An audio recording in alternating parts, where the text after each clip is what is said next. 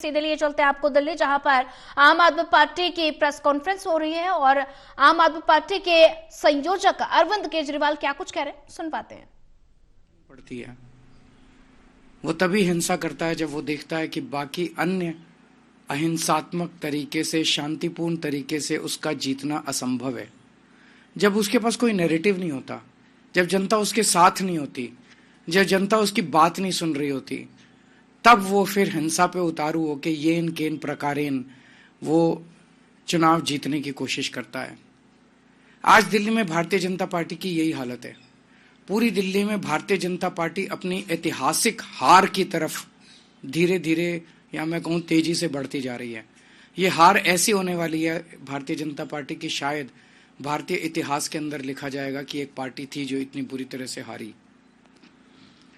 उसकी वजह से अब इसकी कमान अमित शाह जी ने संभाल ली है केंद्र में, और पूरी दिल्ली पुलिस को कानून व्यवस्था से विड्रॉ कर दिया गया है। और पूरी दिल्ली पुलिस को विड्रॉ करके उनको केवल और केवल भारतीय जनता पार्टी के चुनाव प्रचार में करने में, पूरी दिल्ली पुलिस अब भारतीय जनता पार्टी का चुनाव प्रचार कर रही है।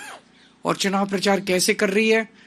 भारतीय जनता पार्टी के गुंडों को गुंडागर्दी करने में संरक्षण देते हैं या फैसिलिटेट करते हैं, पार्टिसिपेट भी करते हैं। पूरे खुलेआम गुंडागर्दी चल रही है, पैसे बांटे जा रहे हैं, सामान बांटे जा रहे हैं, साड़ियां बांटी जा रही हैं, और पुलिस वहीं खड़ी होती है। पुलिस बाकायदा लोगों को लाइन में खड़ा करा के प्रॉपरली उनको सामान दिलवाती है, प्रॉपरली पैसे दिलवाती है, चेक करती है। वोटर हो तो सामान लो, वोटर नहीं हो, वोट नहीं बना हुआ तो पुलिस बाकायदा चेक कर करके सामान बंटवा रही है। तो पुलिस के संरक्षण में पूरी दिल्ली से दिल्ली पुलिस को विड्रॉ कर लिया गया कानून व्यवस्था से। और इसलिए हम देख रहे हैं पिछले कुछ दिनों में किस तरह से पहले से ही चरमराई हुई थी दिल्ली की कानून व्यवस्था, अब तो पूरी तरह से ध्वस्त हो चुकी है दिल्ली की कानून व्यवस्था, क्योंकि दिल्ली के लोगों के संरक्षण देने के लिए, उनको सुरक्षा देने के लिए कोई पुलिस अवेलेबल नहीं है। सारी दिल्ली पुलिस केवल और केवल भारतीय जनता पार्टी को गुंडागर्दी को संरक्षण देने के लिए लगी हुई है। मेरी एक दो एसएचओ से बात हुई, उन एसएचओज ने मुझे जो बताया वो इतना खतरनाक है कि आप सुन के आपके रोंगटे खड़े हो जाएंगे। उन्होंने कहा जी सीधे एमएचए से आदेश आ रहे हैं, बीच में कोई सीपी नहीं है, कोई डीसीपी नहीं है, कोई स्पेशल सीपी नहीं है, कोई एडिशनल सीपी नहीं है, सीधे एमएचए से आदेश आता है एसएचओ को, फलानी फलानी जगह फलाने फलाने नेता की के आम आदमी पार्टी के नेता की मीटिंग डिसरप्ट करनी है। और पुलिस वहां पे बाकायदा अब लेके जाती है बीजेपी के गुंडों को, अपने संरक्षण में वहां पे गुंडागर्दी करवाती है। दिल्ली के अंदर अब केवल आम आदमी पार्टी नहीं, कोई पता चल जाए कि आम आदमी पार्टी का समर्थक है, आम आदमी पार्टी का वोटर है, उसको भी नहीं बख्शा जा रहा, उसको डराया जा रहा है। जैसे अभी इन्होंने कहा धमकाया जा रहा है, डराया जा रहा है। और पूरी दिल्ली के अंदर एक जबरदस्त डर का माहौल है कि खबरदार अगर आम आदमी पार्टी को वोट दिया तो। दिल्ली ने इस तरह की हिंसा कभी नहीं देखी थी। दिल्ली एक शांतिप्रिय स्टेट है, दिल्ली एक सभ्य लोगों का शहर है, दिल्ली पढ़े लिखे लोगों का शहर है। तो मैं ये पूछना चाहता हूं कि क्या दिल्ली ये सब बर्दाश्त करेगी? दिल्ली ये बर्दाश्त नहीं करेगी।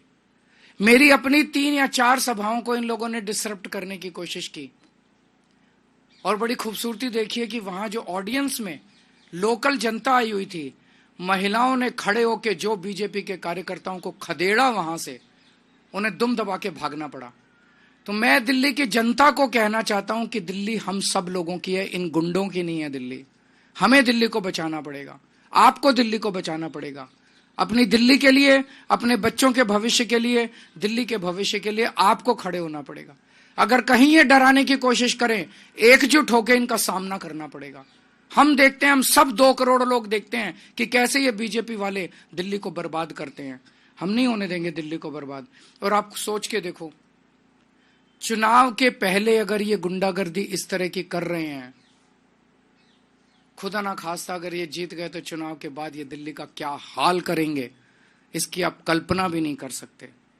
हमें दिल्ली की संस्कृति को बचाना है और इस गुंडागर्दी को रोकना है।